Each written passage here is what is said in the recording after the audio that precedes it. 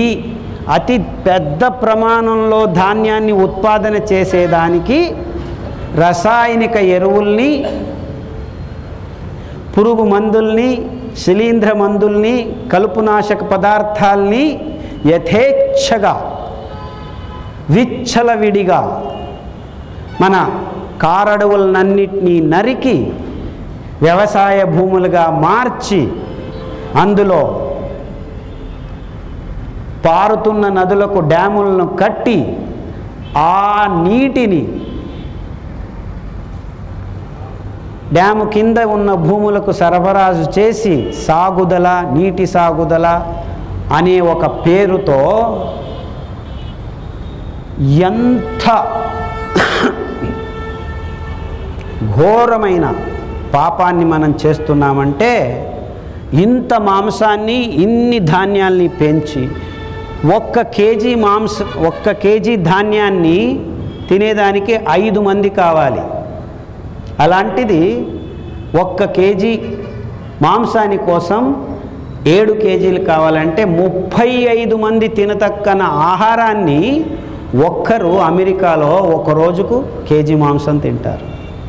అంటే అమెరికన్నరు మాత్రం ఇలా తింటారని చెప్పట్లేదు. మాంసం తినే ప్రతి దేశంలోనూ ఈ మాంసం చాలక సముద్ర గర్భానికి మానవుడు చేయి వేసి అందులో ఉన్న జలచరాల్ని సగం ఖాళీ చేసేసాడు. ఈ భయానక మాంసపు కొండల్ని ఉత్పాదన చేసేదానికి మన భూగోళం మీద ఉన్న ప్రతి అడవిలోనూ తన కాలును పెట్టాడు.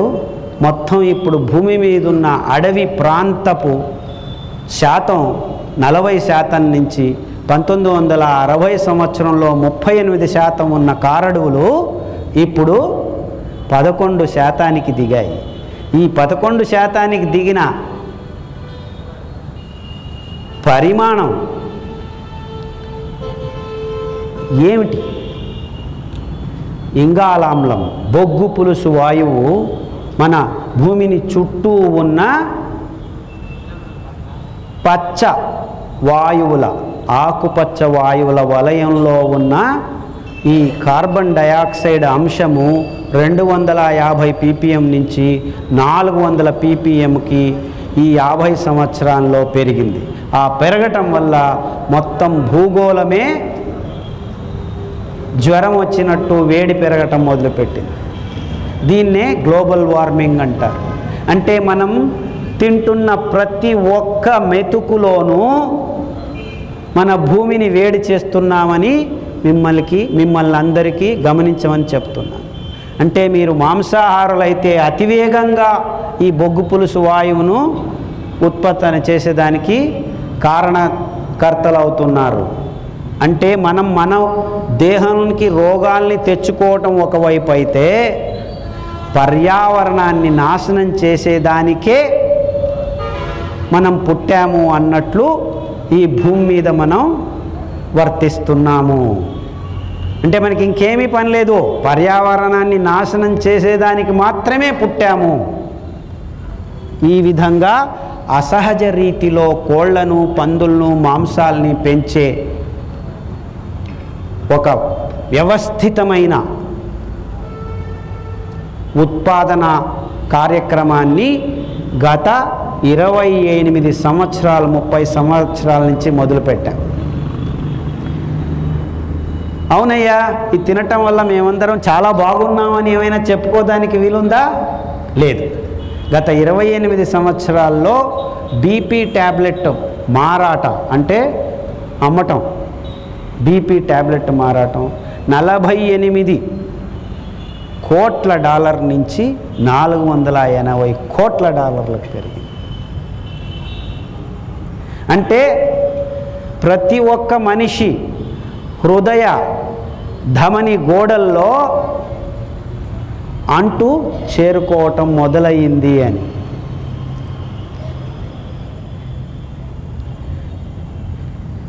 ఈ కోళ్ళు ఈ మాంసాన్ని ఉత్పాదన చేసుకునేదానికని రసాయనిక ప్రచోదక పదార్థాలని లేపనం చేస్తారు పశుగ్రాస్యానికి. ఈ రసాయనిక ప్రచోదక పదార్థాలను స్టెరాయిడ్స్ను లేపనం చేయటం వల్ల ఈ కోడి 2 సంవత్సరాల్లో 2 కేజీలు కావాల్సిన మాంసం 2 నెలల్లోనే రెడీ అవుతుంది. 3 సంవత్సరాల్లో 300 కేజీలు రెడీ కావాల్సిన పంది మాంసం 3 నెలల్లో రెడీ అవుతుంది. 600 కేజీలు 6 సంవత్సరాల్లో ఆవు పెరగాల్సింది పోనిచ్చి 6 నెలల్లో రెడీ అవుతుంది. ఎందుకు? తొందరగా మాంసాన్ని పెంచాలి. మాంసం రెడీ అవుతుంది సరే, కానీ ఈ జీవుల్లో ఎముకలు రెడీ కావు. అంత తొందరగా ఎముకలు పెరగవు. ఎముకలు పెరగకుంటే ఏమవుతుంది? చూశారు కదా, కోళ్ళ ఫారంలో అంతా కోళ్ళు పొట్టల మీద పడుకొని ఉంటాయి. ఎందుకంటే కాళ్ళల్లో ఎముకల బలం లేని ఎముకలు ఉన్నాయి. కోళ్ళే కాదు, పందులు అంతే, ఆవులు అంతే. పోతే పోయింది, ఎముకలే కావాలి, మాకు మాంసం కావాలి అంటున్నారు. కానీ ఎముకలు లేకుండా ఒక జీవి పెరుగుతుందంటే ఎముకల మధ్య ఉండదు అని. ఎముకల మధ్య ఎవరికి కావాలి? ఎముకల మధ్యలోనే ప్రతి ఒక్క జీవికి రోగ నిరోధక శక్తిని ఉత్పాదన చేసే ప్రతిరోధక కణాలు ఉత్పాదన అయ్యేది. ఎర్ర రక్త కణాలు అక్కడే ఉత్పాదన అవుతాయి, తెల్ల రక్త కణాలు అక్కడే ఉత్పాదన అవుతాయి, టీ సెల్స్ అక్కడే ఉత్పాదన అవుతాయి, గ్లోబ్యులిన్స్, ఇమ్యునోగ్లోబులిన్స్ అక్కడే ఉత్పాదన అవుతాయి. అంటే ఎముక మధ్య లేని ఈ జీవుల మాంసాన్ని తినడానికి మనము తవక చూపిస్తున్నామంటే రోగాన్ని నిరోధకం చేయకుండా పెరిగిన మాంసం కోసం మనం రెడీగా ఉన్నాము. ఈ రోగ నిరోధక శక్తి లేని జీవుల నుంచి వచ్చిన మాంసాన్ని పాడు కాకుండా యాంటీబయాటిక్స్ ఇంజెక్షన్స్ ప్రతివారము చేస్తారు. అది ఎంత మటుకు చేశారంటే మొన్న సమీక్షల్లో తేలింది ఏంటంటే 2 కేజీల మాంసము ఎవరైనా 15 రోజుల్లో తింటున్నారంటే వాళ్ళల్లో ఈ యాంటీబయాటిక్స్ 2 సార్లు ఇంజెక్షన్ ఇచ్చిన దానికంటే ఎక్కువ చేరుకుంటుంది. అంటే మీరు ఏమీ చేయాల్సిన పని లేదు. ఆ స్టెరాయిడ్స్, యాంటీబయాటిక్స్ ఇవన్నీ మీకు తెలియకుండానే మీరు ఆహారం అనే నెపంతో మీ నోట్లో మీరు వేసుకుంటున్నారు, మీ పిల్లలకు తినిపిస్తున్నారు.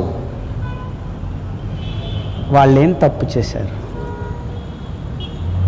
ఇంకా పాపలు పుట్టలేదు. ముందు వచ్చే పిల్లల తరాలన్నిటికీ మనం ఇది కానుకగా ఇస్తున్నాము.